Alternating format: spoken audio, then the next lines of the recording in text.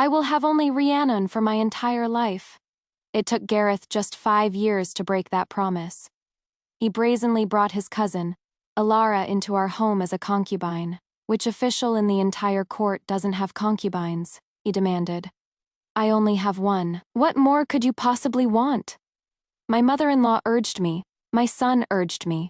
Everyone urged me to be magnanimous, to be tolerant as the main wife. Even when I disagreed, they acted as if they hadn't heard. Later, they even elevated Alara from concubine to a wife of equal standing. Watching their happy family, I requested to be set aside. I removed my fine jewelry, shed my silk robes, and donned my armor, polishing my spear to once again become General Morgan. It didn't matter if they didn't want me, the nation would. Rianan, the path ahead is perilous. Are you certain? The Grand Princess set aside her usual casual air, her expression serious. I nodded without a hint of hesitation. I am certain. She sighed softly. I know you still haven't gotten over what happened to your father and brother, but this is no child's play. I have 2 more days before I must go to the palace. You still have a chance to change your mind. Once it is decided, it will be out of your hands. I knew she was worried for my safety. But retaking Cairo Pass was my father and brother's final wish. Now that they were gone, and I was the last of our family, their wish was my wish. I will not change my mind. The carriage rumbled over the cobblestones. I gazed at the jade pendant hanging on the curtain, thinking, 2 more days. There was nothing left in Athelgard for me to miss. If I had to name one thing, it would be my son, Arthur.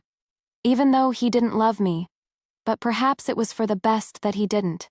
Whether I was here or not, it made no difference to him. That was for the best. At least he wouldn't be sad when I left. On the way back to the estate, I bought 2 boxes of his favorite sweet pastries. Arthur was at an age where he loved sweets. I used to be strict with him, fearing for his teeth. This one time, I would let him indulge. In the future, more important things awaited me. As I returned to the estate, I saw my son from a distance, being pushed on a swing by Alara under a trellis of flowers. Gareth sat on a nearby stone bench, a book in his hand, a gentle smile on his face as he watched them. Their laughter was like the tinkling of wind chimes, clear and pleasant. The 3 of them formed a perfect picture, a scene one would be reluctant to disturb. I stepped forward. Suddenly, Alara swayed and was about to fall. Gareth, quick as a flash, caught her. You are with child now.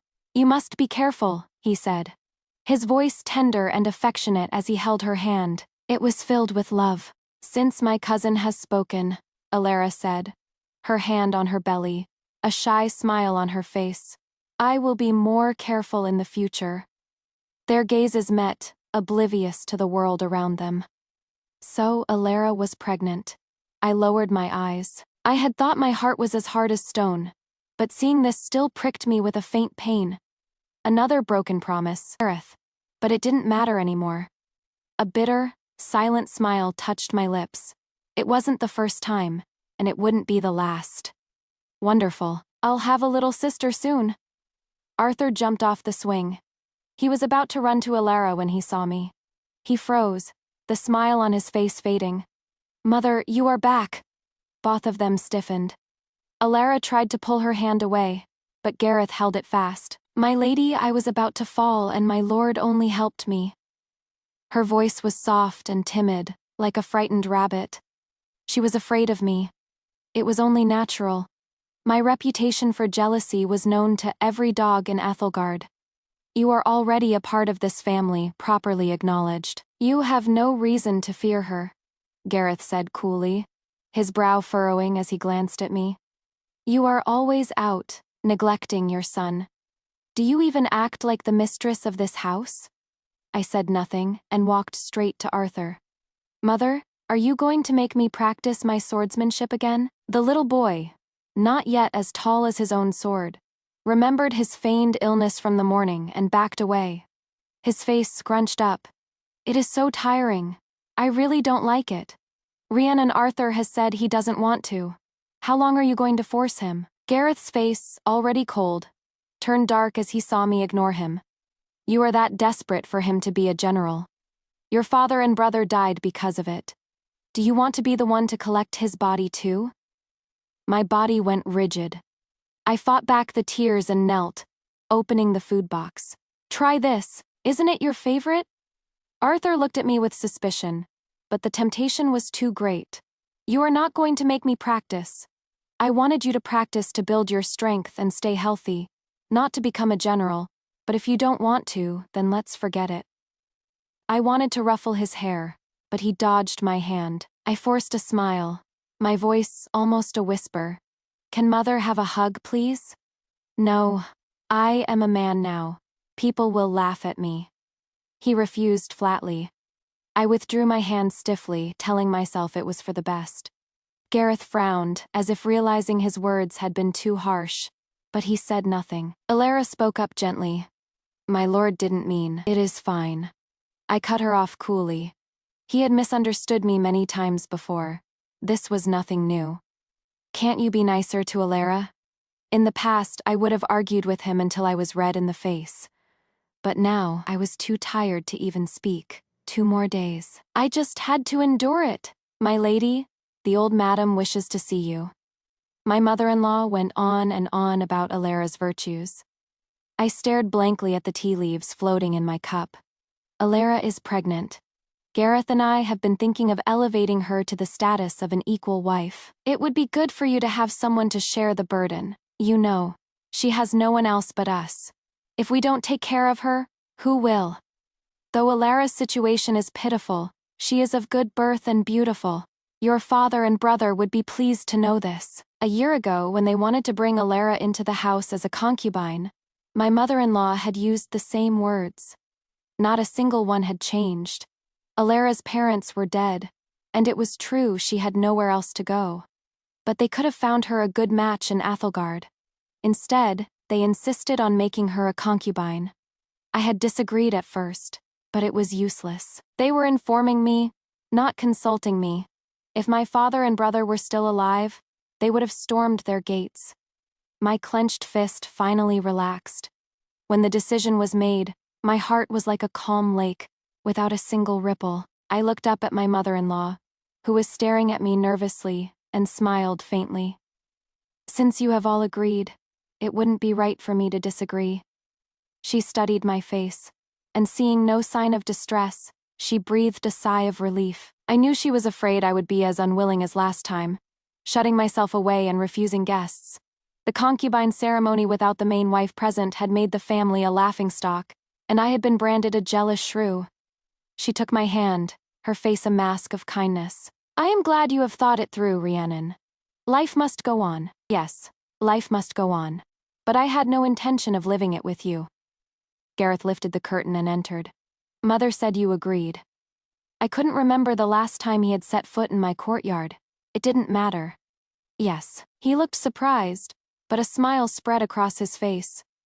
Rianan, I knew you would come around. However, I have a condition. His happiness was short-lived. A divorce, I said coolly. His pupils contracted, his smile freezing. Are you mad? He blurted out. If you don't like Alara, I can make sure she stays away from you. But to threaten me with divorce, that is going too far. He didn't believe me. It was normal. After Alara had moved in, the whole city was gossiping that I was jealous, and didn't want a concubine to steal my husband's favor. I am serious, I said, looking at him. This face had once made my heart race with joy, and had also made me cry myself to sleep night after night. This was the man I loved most. But now, looking at him, I felt nothing. Gareth was stunned for a moment, then stood up, agitated. You don't need to use divorce to pressure me. Rianan, you are always out of the house. You should know better than I do that there isn't a single wife in Athelgard like you. They don't stop their husbands from taking concubines. They even help them choose. Bringing in a distant relative is nothing. And your reputation, he sneered. The most famous shrew in Athelgard. Quick-tempered, intolerant. Who else would have you but me? My calm heart rippled 9 years ago. I had returned to the capital with my family's coffins. The Morgan family had fallen, a tragic tale. After 3 years of mourning, and with my temperament, no one in Athelgard dared to marry me. It was Gareth who had stepped forward, who had stood before my father and brother's memorial tablets and vowed to marry me. He had said, "I will have only Rianan for my entire life." But now, my face was pale, and Gareth acted as if he didn't see. Which official in the entire court doesn't have concubines? My head felt as if it had been struck by a heavy hammer. We had drifted so far apart. If we were only to be miserable together, it was better to let each other go. The conversation ended on a sour note. The news of Alara's elevation to equal wife spread like wildfire.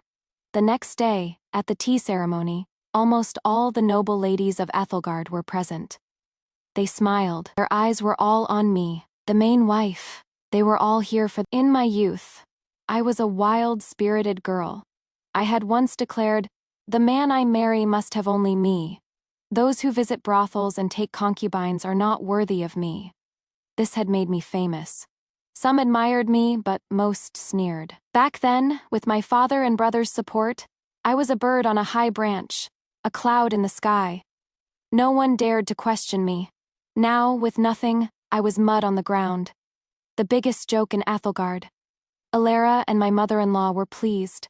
They had never seen so many people at an elevation ceremony, all of them prominent figures. It was a unique event. "Sister, please have some tea."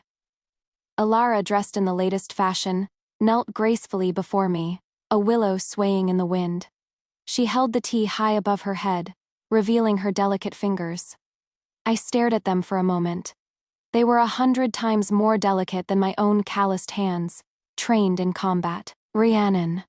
Perhaps I had been staring for too long. Gareth cleared his throat, his low voice a warning. "Sister, please, have some tea." Alara's face began to pale, her hands trembling as she held the cup. Everyone was waiting for my reaction. "You may rise." I took the tea and took a sip. It was tasteless. The ceremony was complete. Gareth helped Alara to her feet. I thought we'd see a good show. How boring, indeed. So even the fearless Rianan can compromise. Mocking voices came from the crowd. I put down the cup and slowly stood up. "Since everyone is here today, you can all be my witnesses. I, Rianan, am setting myself aside. From this day forward, I have nothing more to do with the Gareth family." The bustling hall fell silent. Gareth's right eye twitched. "After leaving this estate, where can you go? You have no home." Alara's voice was soft. "It is all my fault. I know I am not worthy of being your equal. Sister, I have made you angry. This is my own decision. It has nothing to do with anyone else," I said, my voice not loud but firm. Alara's eyes filled with tears, her sobbing making Gareth's heart ache. He turned his anger on me. "Rianan, I thought you had changed, but you are still so jealous, guards. Lock the mistress in her quarters. She is not to come out without my command." The women present were all mistresses of their own households, well-versed in domestic affairs. This was a classic case of favoring a concubine over the wife. The very people who had been mocking me were now sighing with pity. Such a temperament is not suited for the inner quarters. She has more courage than we do. Who doesn't want to be the only one for their husband? Who truly wants to bring in a concubine? I had just done what they all wanted to do but didn't dare. The Grand Princess watched as I was led away, a brow raised, a slight smile on her lips as she surveyed the room. This place cannot hold her. Even after I had made myself so clear, he still wouldn't let me go. Gareth locked me in my own courtyard. The maids were all dismissed, leaving me alone. He said he was teaching me a lesson, having the servants leave my food and water and go, forbidding them to speak to me. My mother-in-law came to scold me, saying I was not a proper wife, that I was too petty. Arthur said I had made Alara cry, and that I had to apologize to her when I was let out, and that I was not to bully her anymore. Gareth didn't even come. It didn't matter. I had said what needed to be said, done what needed to be done. I had wronged no one. Before I left, I went to see Arthur one last time. He was playing a game of pitch-pot with Alara, having a wonderful time. I heard him cheer. I like Auntie the most. This confirmed that I had nothing left to hold on to. From now on, no one could make me stay. I left a letter of divorce and slipped over the wall under the cover of darkness. But I was caught. I never thought my tolerance would make you so lawless. You have utterly disgraced this family today. What more do you want to do? Gareth's face was dark, his teeth clenched. He didn't care where I was going or what I was doing. All he cared about was his own reputation. I didn't answer him, just let out a soft laugh. You think these few men can stop me? Take the mistress back to the estate. The candlelight flickered on Gareth's face, making it hard to read. I could kill countless enemies on the battlefield. You think a few household guards can contain me? Ridiculous. In a few moves, they were all on the ground, groaning in pain. What are you trying to do? A flash of surprise. Then anxiety crossed Gareth's face. I dusted myself off. I left the divorce papers on the table. Be sure to read them. I turned to leave. Are you really leaving? Where are you going? He dropped his lantern and rushed after me, grabbing my sleeve. I had made myself clear. I didn't expect him to be so persistent. Are you deaf? I shook him off in annoyance, pushing him away. From now on, we are finished. Gareth fell to the ground, his face a mask of disbelief. Alara appeared from nowhere and helped him up, her voice full of concern. Sister must still be angry with me. Perhaps it is better if I leave. This is not your fault. If she wants to leave, then let her. Once she steps out that door, she is never to return to this house. He roared at my retreating back. I didn't want to stay in this place for another moment. The barbarians have been repeatedly harassing our borders through Cairo Pass. Which of my loyal subjects is willing to resolve this matter for me? The once noisy, contentious hall fell silent. No one in the great hall answered. The Grand Princess surveyed the room, then stepped forward, her head held high. I recommend a person. There is no one here more familiar with Cairo Pass than she. Her words caused a stir. Oh, bring her in. The middle-aged emperor on the throne was intrigued. As the eunuch's high-pitched voice faded, I strode into the hall and bowed. Your humble subject is Rianan, daughter of Morgan. I am willing to serve your majesty. Gareth's body went rigid. He seemed shocked to see me here, his eyes fixed on me. Lift your head. Let us see you. The emperor's authority washed over me. I lifted my head, my posture proud. I met a pair of eyes as deep as a frozen lake. Your eyes are the same as when you were a child. They've hardly changed. The emperor nodded, but his brow furrowed. I recall you are married. To whom was it? Your Majesty. Rianan is my wife. But I was not aware of this matter, Gareth said, almost rushing forward to bow and distance himself. I have already set myself aside. I am no longer Lady Gareth. Only Rianan, I declared, my voice clear and firm. Set yourself aside. The emperor stroked his chin. Curious. Why? Of course, it is because Lord Gareth favored his concubine over his wife and forced her to, the Grand Princess said casually, and Gareth immediately fell to his knees. Oh? The emperor narrowed his eyes. To favor a concubine to such an extent, to force your wife to set herself aside. Lord Gareth, you have set a fine example for the people. Demote him, 20 strokes of the cane, and dock his salary for half a year. I knew the emperor was appeasing me before my departure, giving me a way to vent my anger. Gareth's face turned pale. Years of hard work, gone in an instant. As he was dragged out, he was still pleading. Rianan, please, speak for me. It is not like that. The old me would have defended him, shared his hardships, but now I stood by, not even blinking. Rianan, your family died there. Are you still willing to go? I am certain. What my father and brother could not finish, I will. If I do not retake Cairo Pass, I will not return to Ethelgard. Good. From this moment, Rianan is appointed commander. You will depart for Cairo Pass in 3 days. The edict was given. The matter was settled. There was no turning back. Even though I knew this was all a formality, holding the imperial decree, I felt the long, chilled blood in my veins ignite once more. 3 days left. Do you want me to take you in? The Grand Princess said with a smile, casually lifting a corner of the carriage curtain. No, thank you. I want to leave today. The bells on the four corners of the carriage jingled as it passed by Gareth, who was lying prone on a wooden board.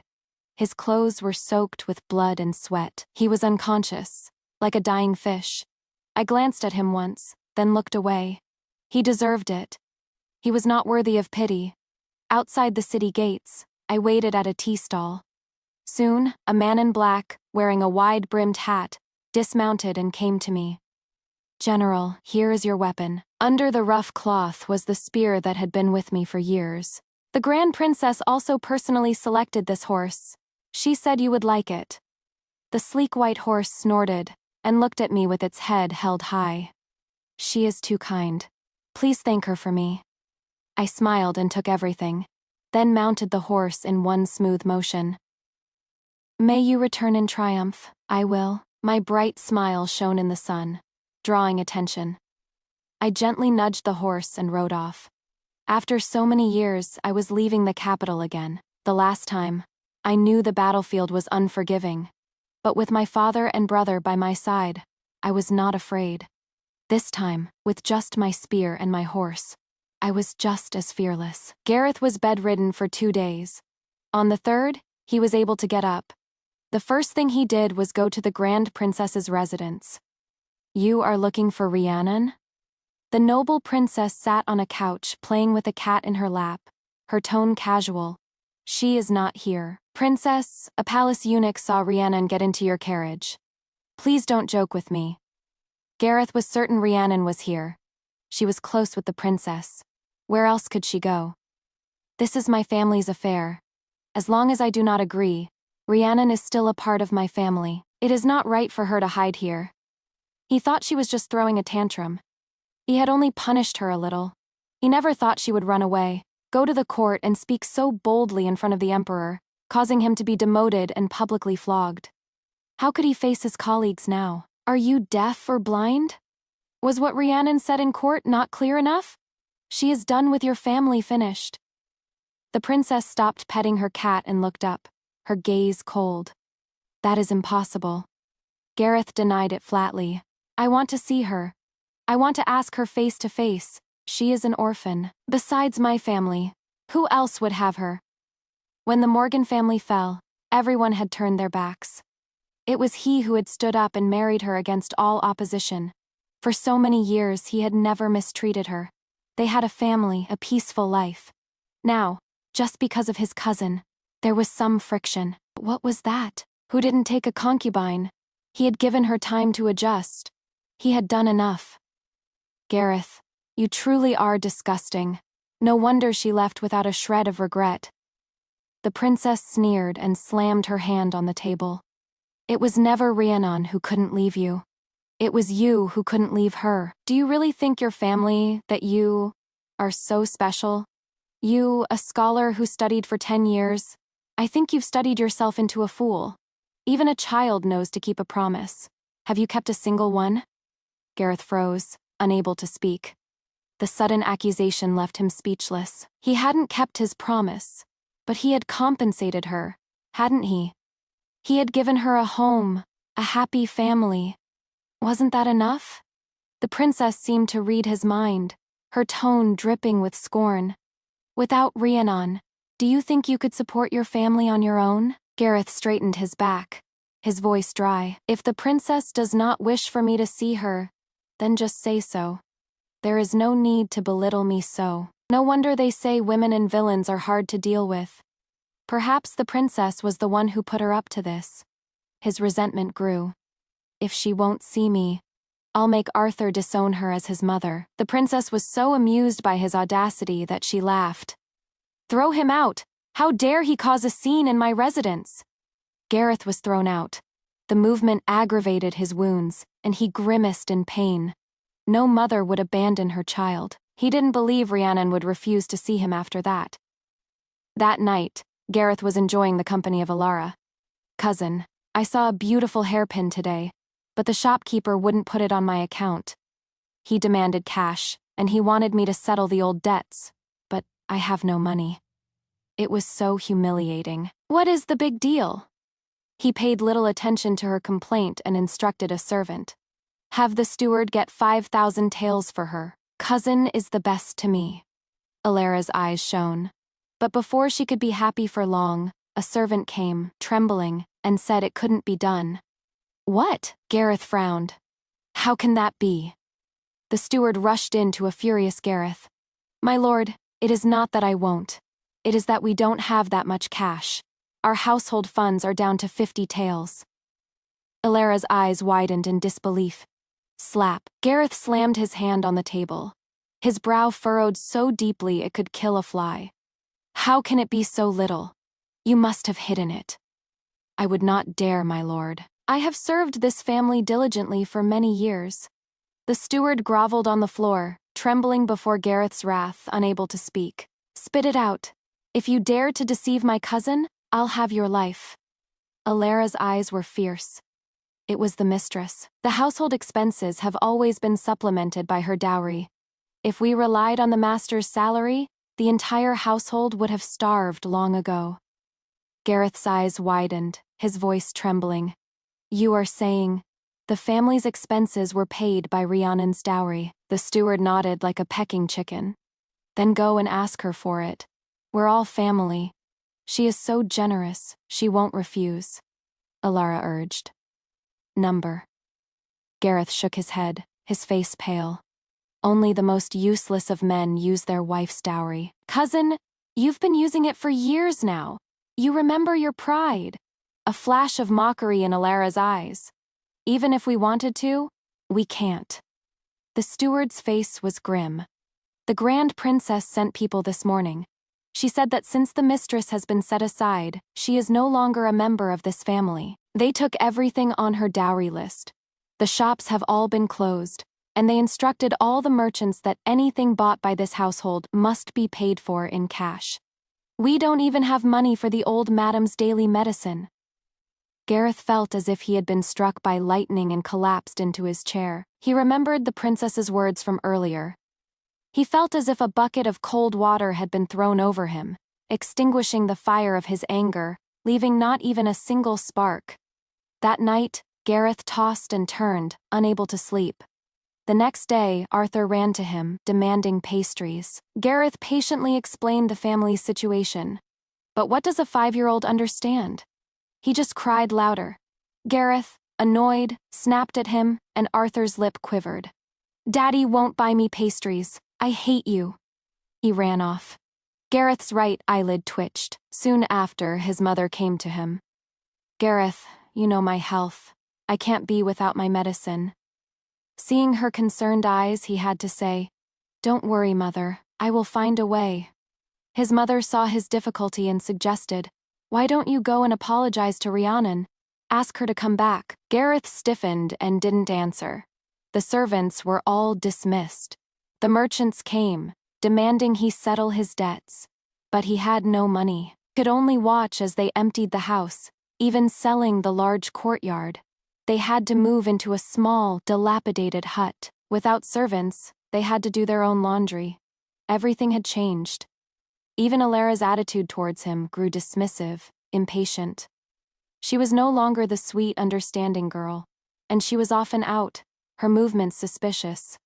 Alara went out again, furtively. Gareth followed her. In a corner, he saw her embracing another man. Get me out of here. I can't stand another day of this. This little money isn't enough. When you left me for your cousin, did you ever think of this day? But I love you. Even the child I am carrying is yours. There was nothing more to understand. Gareth's face turned pale, his world collapsed. You adulterers! Shock, anger, betrayal, humiliation. A torrent of emotions washed over him. The man, seeing he was discovered, ran away. Alara turned to run, but Gareth grabbed her by the hair. You bitch! It is all your fault! He slapped her, again and again. Alara fell to the ground, her face swollen, blood trickling from her mouth. If you weren't so weak-willed, how could I have succeeded? She spat, her eyes full of hatred. It serves you right that Rianan left you. "Shut up, I'll kill you! You shameless whore, it is all your fault, bitch!" Gareth's eyes were red. He kicked her. In the back, the legs, the stomach. His anger was a floodgate that had burst. He kicked harder and harder. Alara curled up, her face pale, her tears mixing with blood as she screamed. "The child! My child!" But a pool of blood was already spreading beneath her. Gareth beat her half to death before dragging her back and locking her in the woodshed with a thick iron chain. Miscarrying, Alara ate food fit for a dog and cursed Gareth, wishing him a horrible death. The series of blows broke Gareth's spirit. That night, he developed a high fever and didn't wake up. "Grandmother, Daddy is awake." He saw his mother and Arthur both looking haggard. "It is good that you are awake." Alara broke her own ankles with a hammer to escape. She burned the house down and died in the fire. Gareth was silent, despondent. He had lost everything. "I miss my mommy," the little boy said softly. "Rianan?" He still had Rianan, didn't he? A realization struck him. He rushed out of the clinic into the rain and ran to the Grand Princess's residence. He knelt in the rain, his voice desperate. "Rianan, I was wrong. It is all my fault, please forgive me. Please, give me another chance. Can we start over? I can't live without you. I was a fool." As he spoke, memories of his time with Rianan flashed before his eyes. Tears streamed down his face, mixing with the rain. His mother and Arthur rushed over with an umbrella. "Rianan, it was my fault. I was always scolding you. Can you forgive me? I'll practice my swordsmanship from now on, Mommy. Please don't leave me." The rain grew heavier. The gate opened, but it was the Grand Princess who came out. "Stop shouting. Rianan is long gone." Her brow was raised, her tone sharp. "You regret it now. What is the use? What were you doing before?" The three of them were silent. Gareth's face was ashen. He asked, his voice trembling. "Did she say anything before she left?" Not a single word. Gareth froze, then closed his eyes in pain. His shoulders slumped, as if he had aged 10 years in an instant. The Grand Princess sneered. "Gareth, you call yourself a man of deep feeling, but you never cared what Rianan wanted. You didn't like her practicing martial arts, so she came to my residence every day to practice. You disliked her embroidery, so she practiced day and night until her fingers were covered in pinpricks. You only cared about your own writings on flood and disaster relief. But you never knew that when the refugees poured in, she set up porridge stalls every day and treated their illnesses. Rianan is an eagle in the sky. A selfish, treacherous person like you is not worthy of her." The gates slammed shut. Gareth stood there, dazed. He murmured in agony, "I lost her." He wouldn't leave. The Grand Princess had him beaten with 30 strokes of the cane and thrown out. His fate unknown. 10 years later, I returned to the capital in triumph, a magnificent figure on my horse. The Grand Princess came to the city gates to welcome me. The people cheered, lining the streets. My gaze swept over the crowd and fell on 2 stooped, ragged beggars. They looked familiar. The Grand Princess mentioned them casually. "Do you know them?" I smiled softly. Epilogue. Gareth felt his life fading away. Memories flashed before his eyes. He saw Rianan the first time they met. He had been a poor scholar on his way to the capital for the imperial examinations. A bright, sun-like young man had paid for his meal. Before he could thank him, the young man was gone, leaving behind only a sachet embroidered with a bird he didn't recognize. He later learned it was not a young nobleman, but the daughter of General Morgan. The beloved sister of the young General. Rianan was unconventional. A woman who practiced martial arts, who didn't read the classics for women, who didn't do embroidery, who was always out and about, carefree and spirited. She and the Grand Princess were the most untamable women in Athelgard. That day, on her horse, on a bridge, she had declared to everyone that she would only ever have one man in her life. It had caused quite a stir. In the crowd, all he could hear was the frantic beating of his own heart.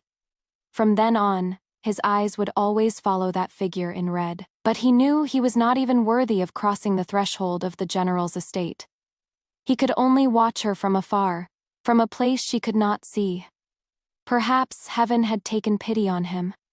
He passed the examinations, and the sun, once so far out of reach, fell from the sky. Rianan returned to the capital with her family's coffins, her spirit broken. She was silent, lonely, as cold as the moon in the water. The Morgan family had fallen. The bird on the branch had fallen to the ground. He had only to reach out, and the moon was in his arms. After they were married, his world revolved around her. They were a perfect couple. She had even gone through hell and back to give him a child. But Alara's arrival had shattered their peaceful life. He found that he enjoyed Alara's admiration, her worship. It was something he could never get from Rianan. He gradually sank into it, unable to pull himself out. He suddenly thought, a concubine wasn't so bad. Rianan wouldn't leave. So he began to ignore her tears, her sacrifices. He was so used to her. He thought that if he just kept this bird in a cage, she could never fly away. A woman would always compromise in the end. He just had to give her enough time. Rianan would too. But the bird broke free from the cage and flew away. And the gentle comfort he had been so immersed in was actually a deadly poison, a pain that tore him apart. Gareth cried. His tears fell to the ground and turned to ice. Soon his voice grew weak. And then,